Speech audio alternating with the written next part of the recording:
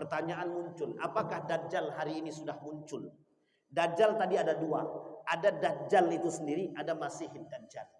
Nabi menyampaikan dalam hadisnya, kata Nabi, akan datang satu masa kepada umatku, Dajjaluna kadzabun. Akan tersebar di tengah umatku, kata Nabi, Dajjaluna kadzabun. Dajjaluna kadzabun ini, Bapak Ibu, manusia yang bersifat seperti Dajjal. Sekarang pertanyaannya, apa sifat Dajjal itu? Satu, manipulatif. Kalau bahasa sederhananya, dusta. Di mana letak dusta dia? Ketika di tangan kanannya madu, ketika di tangan kanannya dia katakan ini adalah surga, maka pada hakikatnya itu adalah neraka. Ketika di tangan kirinya adalah neraka, pada hakikatnya adalah surga. Begitu modelnya. Artinya Pak, manipulatif.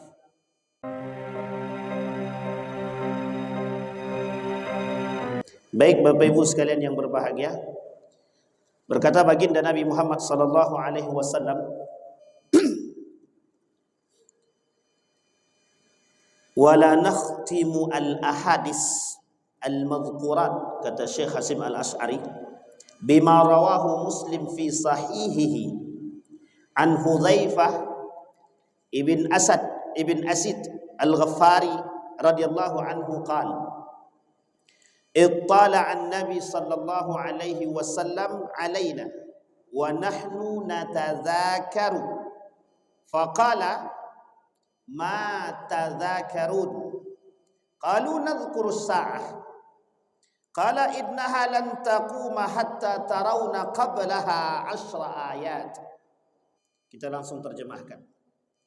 Ketika baginda Nabi Muhammad sallallahu alaihi wasallam datang kepada para sahabat dan berkumpul bersama para sahabat sambil bermuzakarah. Ketika sambil bermuzakarah, kemudian Nabi bertanya, faqala ma tadhakkarun, apa yang telah kalian lakukan atau apa yang kalian muzakarahkan, kata Nabi kepada para sahabat. Kemudian berkata, nadhkurus sa'ah, kami berbicara, berdiskusi tentang persoalan Dajjal, persoalan hari kiamat. Faqala innaha lan taqumas sa'ah, tidak akan terjadi hari kiamat itu, kata Nabi, hatta tarawna qablaha 10 ayat, sampai kalian sebelumnya akan melihat 10 tanda hari kiamat itu.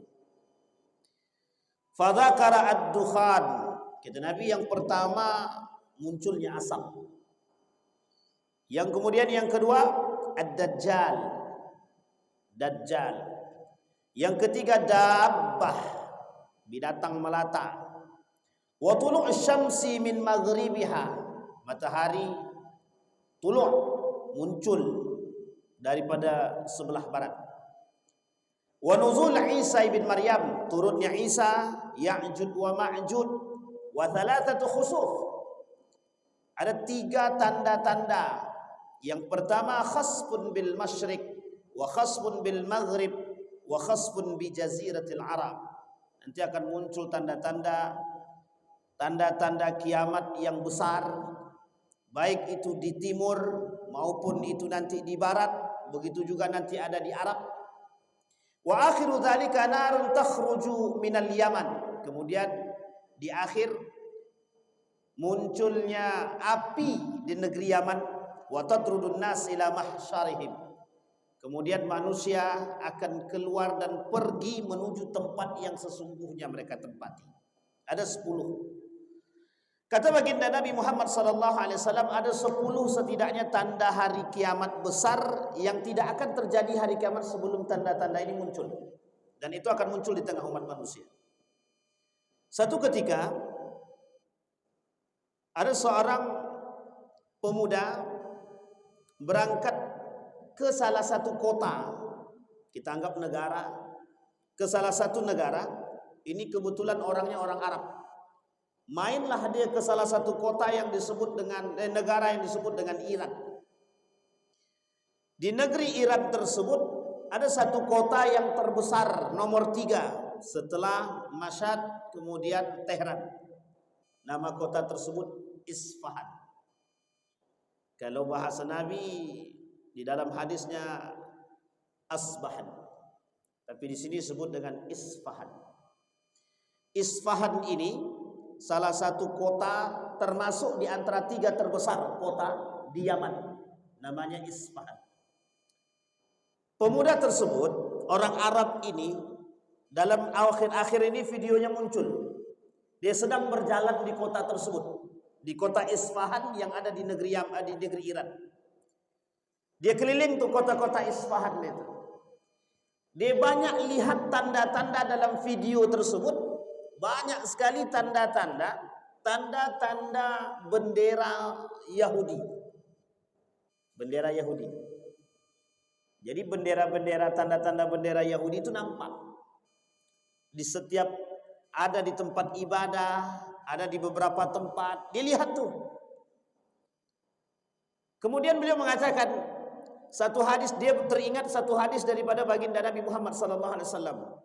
Kata Nabi, tidak akan muncul Dajjal itu sampai bersama dengan Dajjal tersebut ada 70.000 para pengikut dia. Dan 70.000 pengikut ini yang setia ini, yang sudah mempersiapkan senjata, ternyata berasal dari kota Isfahan, dari kelompok Yahudi Isfahan. Jadi kalau Bapak Ibu sekarang lihat Iran dengan Israel sedang berantem, sedang heboh-hebohnya perang. Pertanyaannya, perkataan Nabi itu pasti terjadi apa tidak? Bapak Ibu percaya dengan perkataan Nabi? Percaya ya? Apa perkataan Nabi yang belum terjadi? Tidak ada. Paling tentang hari kiamat saja. Tapi persoalan lain sudah terjadi. Kata para ulama, jika perkataan, kalau bahasa lainnya begini, jika ramalan Nabi tentang sesuatu yang akan datang itu mulai terbukti satu persatu dan mulai tampak secara luas, itu bertanda akhir daripada kehidupan semakin dekat. Kata para ulama, kalau perkataan baginda Nabi mulai terbukti sedikit demi sedikit dan sudah merabak luas, artinya akhir daripada kehidupan itu semakin dekat. Bahasa lainnya, kiamat semakin dekat. Itu bahasa lainnya. Maka kemudian kata pemuda tersebut, dilihat Pak, banyak sekali. Di beberapa tempat itu dia keliling, di kota Isfahan itu ada tanda-tanda bendera-bendera Yahudi. Tapi sekarang itu Yahudi dengan Iran, dengan Israel sedang berantem. Sekarang kita lihat, yang berantem itu Yahudi atau Israel. Israel, bukan Yahudi secara utuh. Yahudi ini banyak. Yahudi ini ada di Belanda, Yahudi ada di Inggris, Yahudi ada di Jerman, Yahudi ada di Amerika, Yahudi ada di Persia, Yahudi ada di beberapa tempat.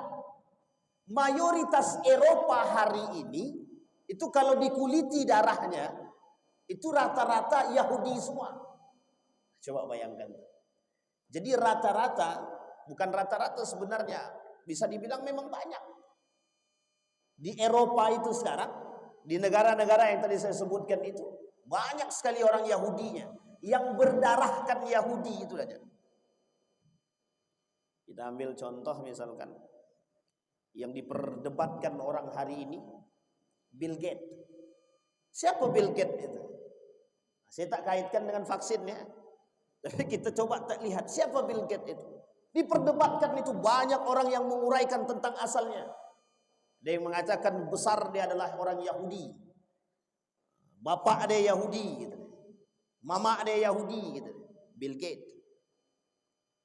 Ini poin penting untuk kita pahami, Bapak Ibu. Sehingga poin-poin seperti ini biar kita tahu apakah kita ini berada di kalangan Dajjal atau kita termasuk pelaku Dajjal itu sendiri. Nah, sekarang kita ingin rujuk. Dari 10 ayat tadi, 10 tanda-tanda tadi yang dikatakan oleh baginda Nabi Muhammad SAW, ada tanda yang sebagai pembuka tanda daripada hari kiamat itu adalah tersebarnya kelak, bukan tersebar, munculnya Dajjal. Kita urai sedikit, tidak usah panjang-panjang tentang Dajjal itu. Dajjal itu kata Nabi terbagi dua. Dalam hadis Nabi itu ada 2 macam. Satu, Dajjal itu sendiri. Yang kedua, Masih Dajjal. Sekarang Bapak Ibu boleh cek dimanapun sekarang, berita dimanapun. Setiap hari ini mulai, kita bukan hari ini, akhir-akhir ini, bermunculan semua persepsi tentang Dajjal, Ya'juj, Ma'juj, Dukhan, Sungai Efrat dan lain sebagainya. Tanda kekuasaan Allah serta tanda-tanda akhir zaman. Ini Pak, disebabkan karena perangnya antara Israel dan Palestina. Jadi pemicu awalnya munculnya para pemikir-pemikir hadis-hadis akhir zaman itu disebabkan karena perang antara Israel dan Palestina. Sebagian para pengamat politik mengatakan ini perang akhir antara Palestina dengan Israel. Kalau perang ini terakhir antara Palestina dan Israel, berarti tandanya sebentar lagi kiamat. Itu tandanya. Sehingga ini muncul persepsi-persepsi di kalangan para ahli hadis, konten kreator, mencoba mengkuliti Pak hadis-hadis daripada akhir zaman itu. Yang paling banyak disoroti oleh mereka adalah dua. Satu, persoalan Dajjal, yang kedua persoalan Ya'juj wa Ma'juj. Kita rujuk kepada persoalan Dajjal tadi. Kata baginda Nabi Muhammad SAW dalam hadis itu, Dajjal itu dalam pemahaman yang disampaikan oleh Nabi dalam hadis sekian banyak tentang Dajjal itu ada dua. Satu, Dajjal, yang kedua Masih Dajjal. Ini berbeda nih Pak, dua ini berbeda. Dajjal dan Masih Dajjal. Sehingga ada para ilmuwan mengatakan, apakah Dajjal itu manusia? Ataukah Dajjal itu Amerika? Ataukah Dajjal itu media? Dari sekian banyak persepsi itu, mengerucut pada 3 poin. Dajjal itu mengerucut pada 3 poin. Apakah Dajjal berbentuk makhluk seperti manusia? Ataukah Dajjal itu adalah negara adikuasa? Ataukah Dajjal itu media? Sebelum saya panjang ke sana, kita kuliti sedikit. AI, Artificial Intelligence. Sekarang Bapak mau cari apa? Cari, buka ChatGPT, buka AI, sudah semua dapat. Tempat-tempat tersembunyi sekarang ada. Dan ini oleh seorang pakar teknologi, manusia di akhir zaman diperintah oleh algoritma. Ini permainan algoritma saja. Kita ambil contoh Google. Tahu Bapak Ibu simbah Google? Dulu belum ada AI Pak. Orang semua kembali kepada buku. Di mana tempat orang baca buku, semua baca. Para alim ulama semua bermain pada buku. Maka ulama-ulama yang alim hari ini, mereka akan berada pada posisi yang tepat dan sama. Masih memegang buku dan membaca buku. Tapi perkembangan teknologi hari ini membuat anak-anak muda kita mungkin bukan malas membaca, tapi lebih tepatnya tak mau baca. Kalau malas masih ada keinginan, tapi tak pengen membaca. Ditambah dengan muncul satu aplikasi yang disebut dengan AI, Artificial Intelligence. Oleh para pengamat teknologi, ini lebih berbahaya daripada Yahudi itu sendiri. Para pengamat, ini lebih berbahaya. Seorang pakar pendidikan anak mengatakan, seberat-beratnya tantangan orang tua hari ini adalah tantangan memberikan pendidikan kepada anak. Apa tantangannya? Tantangan pendidikan kepada anak yang paling berat hari ini adalah memisahkan mereka daripada teknologi. Coba bayangkan, mahasiswa hari ini tidak perlu ngetik, cukup bilang skripsi tentang ekonomi Islam, keluar semua Pak, tinggal cari. Saya mau ini ditulis otomatis pakai ChatGPT, nulis sendiri Pak. Paragrafnya rapi, Kalau pengen terjemahkan ke dalam bahasa Inggris, langsung dibuatnya dalam terjemahan dalam bahasa Inggris. Rapi dan bersih. Lebih rapi daripada orang dia sendiri. Coba bayangkan. Dan ini pernah terjadi. Salah satu dulu ada seorang pakar teknologi dari Amerika dan Jepang itu ingin membuat satu chip kecil yang isi chip itu ketika dimasukkan ke otak manusia, disambungkan dengan kabel-kabel otaknya itu bisa mengakses semua yang dia inginkan. Bahasa lainnya, hari ini sudah terbukti melalui artificial intelligence. 2 hari yang lalu saya melihat satu video. Bagaimana cara seorang anak pemuda ini mengkuliti persoalan tentang algoritma memerintah manusia. Bahasa lainnya begini, peradaban teknologi. Algoritma menjadi direktur peradaban dia, bapak peradaban dia. Artinya apa? Sudah tak zaman kembali pada masa yang dahulu. Sekarang kita kembali pada masa yang secanggih-canggihnya. Ingat Bapak Ibu, kita kembalikan kepada sejarah. Sesuatu, saya rujuk kepada Fir'aun. Fir'aun sampai pada puncak tertinggi kesombongannya, Allah matikan. Qarun sampai puncak tertinggi kesombongannya dengan kekayaannya, Allah benamkan. Teknologi sampai pada puncak tertinggi kelak masanya. Puncak tertinggi daripada teknologi adalah menciptakan manusia yang abadi sepanjang zaman. Menciptakan manusia abadi sepanjang zaman.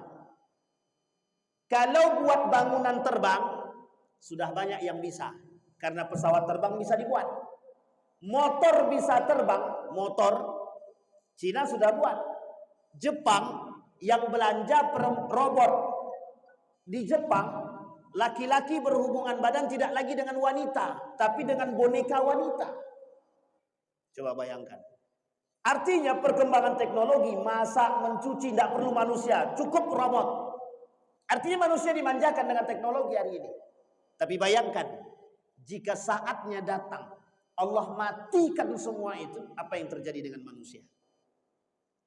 Jika saatnya Allah matikan semua, sedang kita dalam kebutuhan yang tinggi terhadap makanan, tiba-tiba Allah habiskan makanan tersebut.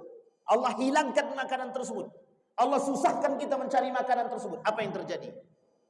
Jangankan persoalan itu. Air saja, yang setiap hari Allah kasih kita air melalui hujan, sumur, sekali Allah keringkan semua. Bapak Ibu boleh lihat ilustrasinya.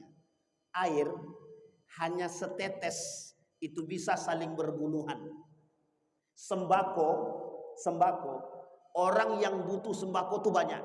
Tapi perhatikan, ketika sembako, orang-orang yang sangat membutuhkan sembako itu diberikan dengan cara yang tidak wajar, itu akan banyak yang menanggung korban. Mati bisa demi sesuap nasi, demi air dan lain sebagainya. Kelak teknologi ini akan seperti itu. Dibuatlah orang-orang yang tidak beriman tadi begitu kuat rasa tumbuh dan butuh dia kepada teknologi tadi. Kelak ketika Allah matikan semua, habis. Maka Bapak Ibu, ketika anak muda hari ini tidak bisa membeli paket data, itu dia akan rela mencuri demi membeli paket data. Jadi keterikatan dia dengan, bukan keterikatan, kecanduan dia dengan internet itu sama dengan candunya dia dengan air dan makan. Bahkan bisa mengalahkan. Nak, tak makan, ndak mak, gamenya sedikit lagi mau habis. Nak, sudah 1 jam tak makan, kok tak habis-habis gamenya, bentar lagi mak. Bayangkan, bisa mengalahkan lapar. Bisa mengalahkan lapar, bisa mengalahkan haus.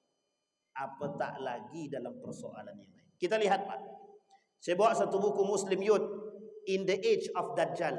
Bagaimana pemuda muslim hari ini menghadapi situasi Dajjal. Dituliskan dalam buku ini Pak, sederhana buku ini menuliskan. Kata dia dalam tulisan ini, Persoalan yang paling penting daripada persoalan Dajjal di akhir zaman, kata dia, bagaimana saat ini Muslim youth and social media, bagaimana umat Muslim hari ini, pemuda-pemuda Muslim hari ini dipengaruhi oleh sosial media. Musuh terberat, Dajjal terbesar. Sampai di sini bisa dipahami Bapak Ibu? Bisa dipahami ya Bapak Ibu ya? Ini baru dari 3 poin tadi. Dajjal bersifat makhluk, Dajjal negara adikuasa, Dajjal yang bersifat teknologi. Sekarang perhatikan. Apa kata penulis ini? Apa kata beliau? Ghahar Mustahak ini.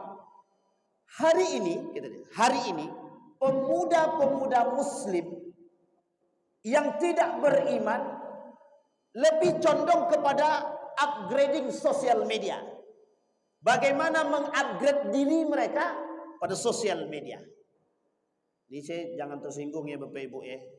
Sekarang tuh banyak begitu memang dampak daripada teknologi tadi. Terkhusus pada sosial media. Yang dulunya orang-orang tak mau megang HP, tak mau berfoto, tak mau Facebookan, sekarang bukan Facebookan lagi, tak TikTok main. Kalau untuk dakwah yang baik-baik lantaklah. Ini enggak. Tak joget-joget. Bapak Ibu saya mau kasih tahu ya. Saya sebenarnya agak-agak risih gitu. Tapi kalau Bapak Ibu lihat anak-anak Bapak Ibu begitu, tolong dilarang lah. Ini kita sedang makan di warung makan. Kita sedang makan nih. Di depan kita anak-anak muda itu goyang TikTok. Pengen betul saya lemparkan piring Pak, tapi tak mungkin. Itu di depan kita Pak. Masya Allah, saya risih betul itu. Dan kadang goyang-goyang Pak. Perempuan berkerudung goyang. Itu adab tak ada, akhlak tak punya, ilmu apa tak lagi. Saya bisa pastikan itu otaknya dangkal itu Pak. Coba bayangkan. Dihidupkannya suara musik TikTok itu cukup besar, otomatis yang makan ini kan mendengar Pak. Dia tak pikirkan mengganggu orang lain, dia tak pikir. Yang penting hati dia senang. Yang penting saya dapat PT. Karena yang diharapkan dari TikTok itu adalah duit. Coba bayangkan, yang punya TikTok ini siapa? Apa yang dihasilkan untuk generasi muda kita nih? Duit Pak. Dibuatnya generasi muda kita ini cinta dengan TikTok dan harapannya adalah duit. Sehingga mohon maaf, gila sekalipun mereka dapat duit. Makanya mereka gila-gilaan di TikTok sekarang Pak. Joget, tidak pakai baju, segala macam. Demi duit. Jadi harga diri dah tidak ada. Pertanyaannya adalah, ketika saya tanya kepada teman-teman media, abang-abang ini persoalan algoritma Pak. Untuk menghasilkan uang di YouTube, di TikTok, di Facebook, di Instagram. Itu tergantung persoalan algoritma, permainan algoritma. Betul ya Bang? Ternyata apa yang disampaikan pemuda yang tadi, yang berbicara tentang teknologi, hari ini manusia diperintahkan oleh algoritma. Algoritma ini nggak punya duit, tapi dia bisa mengatur manusia dengan menghasilkan uang. Coba bayangkan. Uniknya lagi kadang-kadang, kalau orang tidak beragama, saya mungkin tidak kisah Pak.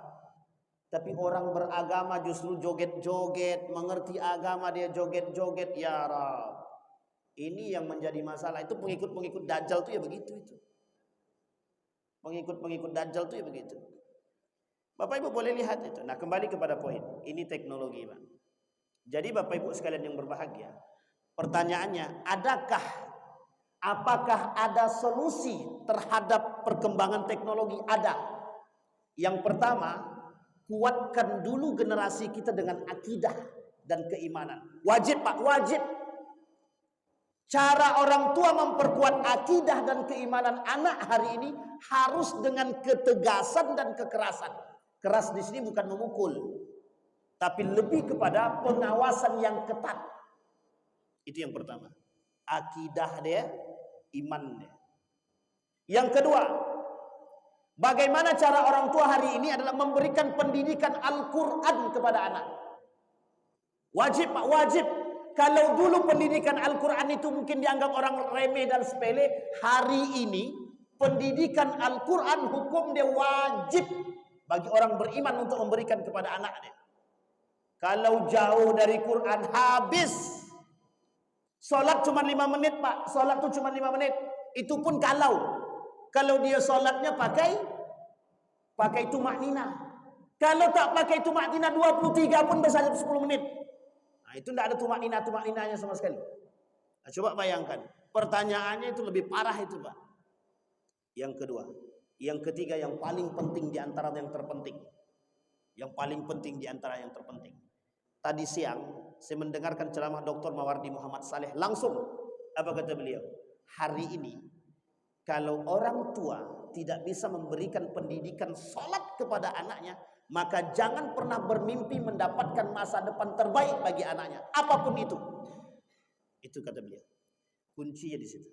Yang terakhir kata Imam Al-Ghazali, yang keempat, pengaruh lingkungan sangat-sangat besar dalam membentuk karakter. Sehingga peran orang tua berat Pak, terkhusus dalam persoalan teknologi ini.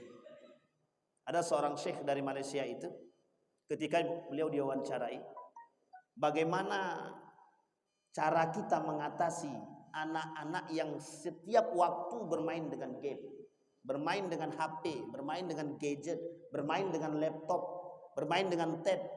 Beliau jawab, berikan perhatian orang tua, lepaskan gadget dari tanganmu, dekatkan dirimu kepada diri dia, berikan mereka permainan yang baik, dan engkau berada di sisi dia. Pertanyaannya kembali kepada orang tua. Sekarang gimana anak tak main HP? Wong bapaknya di situ, ibunya di sono, anaknya di sono. Tak ada yang tegur sapa sama sekali. Api kebakaran pun di kompor pun tak tahu. Kompor dah hancur, dah hangus, tak sadar. Nah, coba saking gilanya manusia hari ini. Maka kata pemuda tersebut, bisa jadi yang disebut dengan Dajjal itu, yang mampu menguasai dunia itu adalah yang disebut dengan teknologi. Salah satu model Dajjal yang nampak itu ada yang disebut dengan artificial intelligence. Ada namanya Dr. Andre Armilis dalam pemaparan beliau tentang perang pemikiran. Ternyata ada aplikasi yang sama canggihnya dengan AI, artificial intelligence itu. Kata beliau namanya, saya kalau tidak salah Closemate kata beliau. Dan itu aplikasi sama Pak canggihnya. Orang-orang yang dalam dunia akademik, Anda mau buat apa? Mau buat jurnal. Sebaik apa jurnal dalam bahasa apa? Arab, Inggris, Jerman, semua. Tinggal sebut, tinggal buat, selesai. Beberapa waktu yang lalu kami membuat laporan Mbak. Harus ngetik tuh Pak. Apa kata kawan saya yang sudah canggih otak dia? Ustaz sudah kuno, katrok kata dia. Sini, saya buatkan kata dia. Dibuka dia ChatGPT, tolong susunkan laporan pertanggungjawaban akhir tahun pondok pesantren. Keluar semua Pak, set, rapi. Saya bilang ya Allah, makin bodoh kita dibuatnya Pak. Makin bodoh. Coba bayangkan, kalau ini salah tempat, tidak sesuai, habis kita. Baik, itu yang pertama. Yang kedua, yang disebut dengan Dajjal, sebagian kalangan mengatakan adalah negara adikuasa. Siapa sekarang negara yang paling berkuasa? Sekarang Bapak Ibu saya mau tanya, negara yang paling berkuasa di muka bumi ini hari ini mana? Siapa? Amerika. Yang lain? Cina. Apa tuh? Israel. Yang paling berkuasa hari ini bukan Amerika, bukan Cina, tapi Israel. Kenapa saya katakan yang paling berkuasa? Satu-satunya negara yang berani menentang PBB secara lantang dan tidak menurut cuma Israel. Apa jawaban Netanyahu? Mereka itu di bawah kami. Kami penguasa. Coba bayangkan. Israel ini negara kecil yang tidak diakui. Diakui pada tahun 1997. Kalau saya tak salah. Diakui oleh PBB 1900-an itu. Tapi secara ilegal. Maksud ilegal itu gimana? Harusnya dapat tanah sepetak, cuman ditambah tuh tanahnya Pak. Pernah kami bahas dalam sejarah itu. Mau tidak mau Yasser Arafat itu pada masanya mengakui keberadaan negara Israel. Kecil jumlahnya sedikit, tapi berkuasa. Pertanyaannya, bagaimana cara mereka berkuasa? Sederhana Pak. melalui tangan-tangan dia yang ada di negara-negara Eropa yang paling berkuasa. Siapa mereka? Zionis. Siapa mereka? Yahudi. Melalui organisasi-organisasi yang mereka bangun. Bapak Ibu mungkin pernah mendengar organisasi yang paling terkenal dalam kelompok Yahudi, Freemasonry. Penyatu semua orang-orang Yahudi di dunia. Penyokong dana semua orang-orang Yahudi di dunia. Dikumpulkan oleh Theodor Herzl, dikumpulkan semua orang-orang Yahudi yang kaya, termasuk ketika itu salah satunya Jerman. Maka mohon maaf, di Jerman itu orang paling kaya Jerman itu Yahudi. Orang Yahudi. Amerika apa tak lagi? Tak perlu Bapak khawatir kalau Amerika itu. Nah, Bapak Ibu sekalian yang berbahagia. Kembali kepada poin tadi. Kenapa kita katakan Israel itu negara yang paling berkuasa hari ini? Semua mata di dunia ini tertuju pada satu tempat. Uniknya, ketika ada Long March ingin mendobrak blokade Israel ke Gaza, dari berbagai macam negara, hampir semua negara melarang rakyat dia datang ke sana. Termasuk Mesir. Yang berangkat, lihat. Kalau ada orang Indonesia yang mau berangkat, tangkap, deportasi. Banyak kemarin dideportasi, Pak. Yang melakukan long march ke Gaza melalui Mesir, yang ingin mendobrak blokade Israel. Maka hari ini, yang nampak ingin berlawan dengan Israel secara politik dan kekuatan, cuma dua. Yaman dan Turki. Pertanyaannya, Iran kan melawan, Pak Ustaz. Sekarang kita lihat, baru kita rujuk kepada hadis Nabi tadi. Iran melawan, tapi perlu Bapak Ibu pahami, Iran punya sejarah dengan yang Yahudi. Persia itu dulu adalah negara yang paling kuasa ketika berhadapan dengan Babilonia. Babilonia ini Irak sekarang. Persia ini Iran sekarang. Iran dan Irak ini pernah berkelahi. Yang ketika perkelahian ini, para pengkhianat di antara mereka ini cuma satu, Pak. Yahudi. Siapa, Pak? Yahudi. Ketika Babilonia ini, negara yang paling sejahtera pada masanya dengan kekuasaan dan kekuatannya, itu mereka bekerja sama dengan orang-orang Yahudi. Nah, orang-orang Yahudi di sini, oleh Persia, bagaimana caranya menaklukkan kekuasaan atau kekuatan Babilonia? Dihasutlah orang-orang yang Yahudi yang ada di sini tadi dengan menjanjikan Yerusalem untuk mereka. Singkat cerita, Yahudi di Babilonia ini berkhianat kepada Babilonia, membantu daripada Persia. Singkat cerita Bapak Ibu, Persia berhasil mengalahkan Babilonia.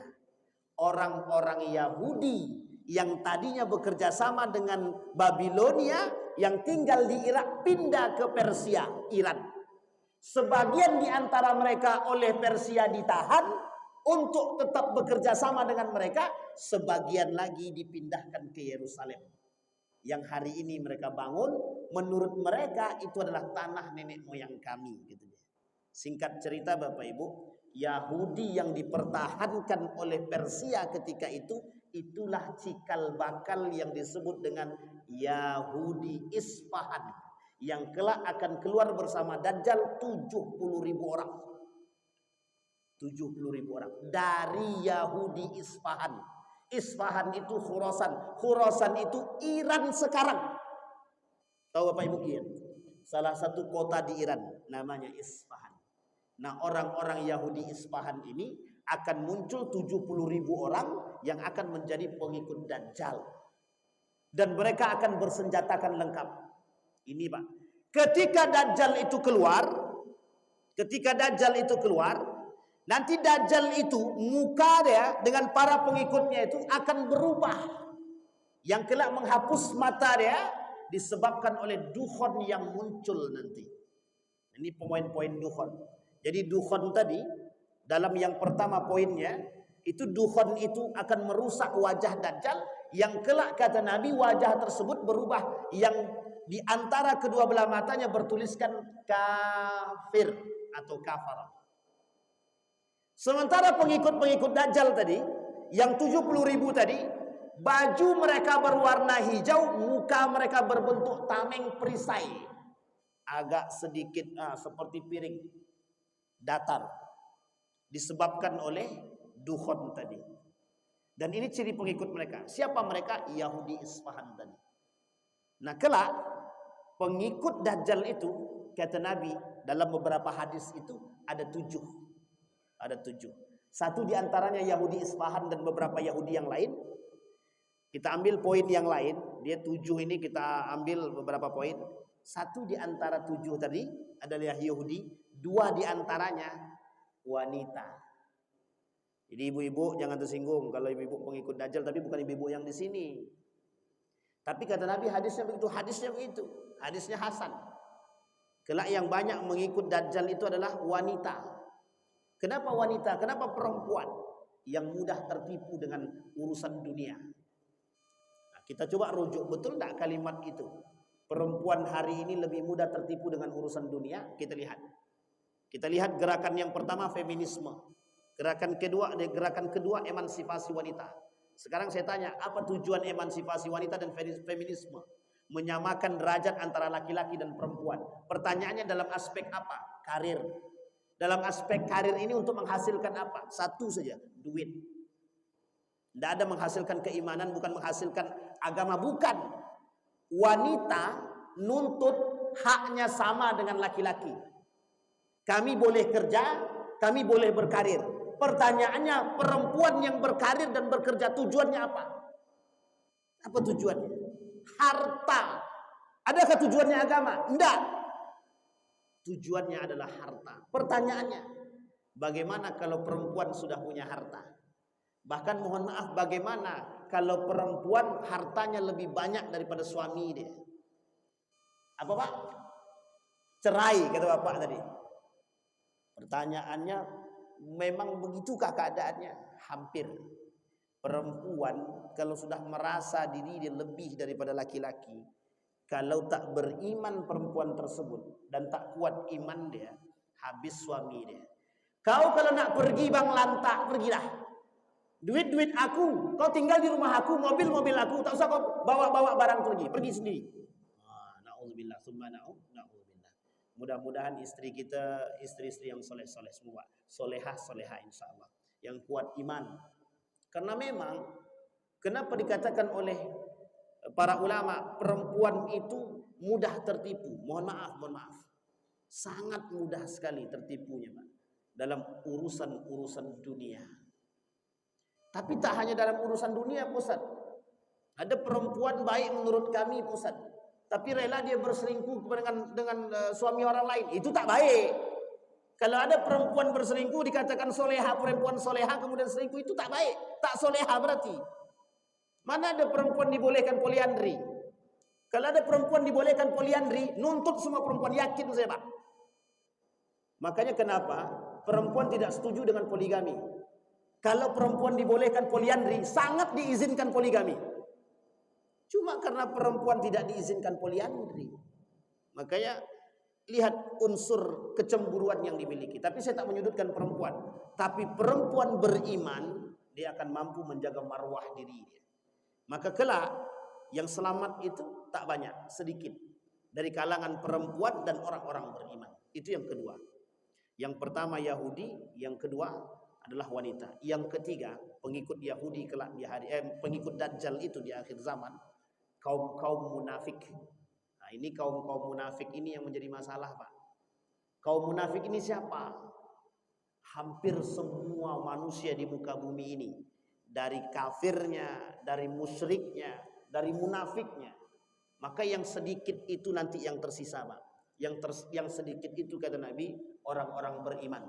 Disampaikan oleh Nabi, orang beriman yang sedikit itu mereka akan kembali kepada tempat mereka. Di mana tempat mereka kelak? Di Palestina. Maka yang tersisa di muka bumi ini setelah orang beriman ini berhijrah ke Palestina, maka yang tersisa di muka bumi ini dua, kafir, munafik. Orang kafir kemudian orang munafik. Orang munafik itu bisa dari kafir, bisa juga dari orang-orang muslim. Kembali kepada poin tadi Bapak Ibu. Sehingga mohon maaf Bapak Ibu sekalian yang berbahagia. Pertanyaan muncul, apakah Dajjal hari ini sudah muncul? Dajjal tadi ada dua. Ada Dajjal itu sendiri, ada Masihid Dajjal. Nabi menyampaikan dalam hadisnya, kata Nabi, akan datang satu masa kepada umatku, Dajjaluna kadzabun. Akan tersebar di tengah umatku, kata Nabi, Dajjaluna kadzabun. Dajjaluna kadzabun ini Bapak Ibu, manusia yang bersifat seperti Dajjal. Sekarang pertanyaannya, apa sifat Dajjal itu? Satu, manipulatif. Kalau bahasa sederhananya, dusta. Kalau bahasa paling rendahnya, pemongak. Itu pendusta, itu pemongak. Apalagi bahasa lainnya? Pembohong, ya itu bahasa Indonesia. Bahasa kampung awak, panduto. Ternyata Dajjal itu punya satu sifat, satu karakter yang sangat menonjol adalah dusta. Kadzabun. Kadzab, pendusta. Di mana letak dusta dia? Ketika di tangan kanannya madu, ketika di tangan kanannya dia katakan ini adalah surga, maka pada hakikatnya itu adalah neraka.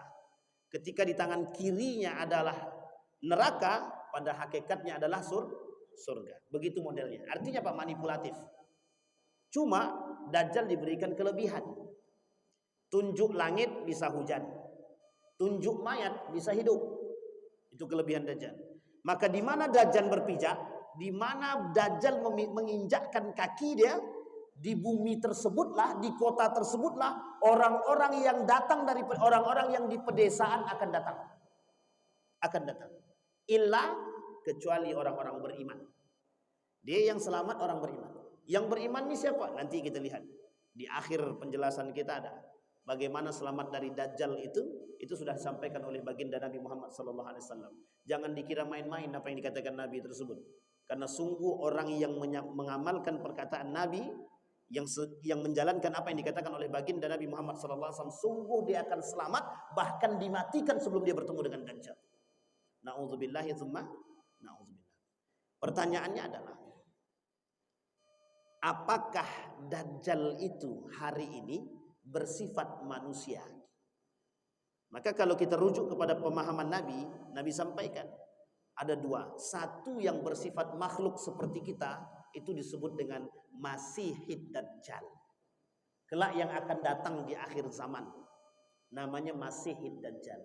Doa kita dalam setiap salat disunnahkan, yusannu an yaqra hadzal doa. Sangat disunnahkan kata para ulama membaca doa ini ketika tahiyat akhir.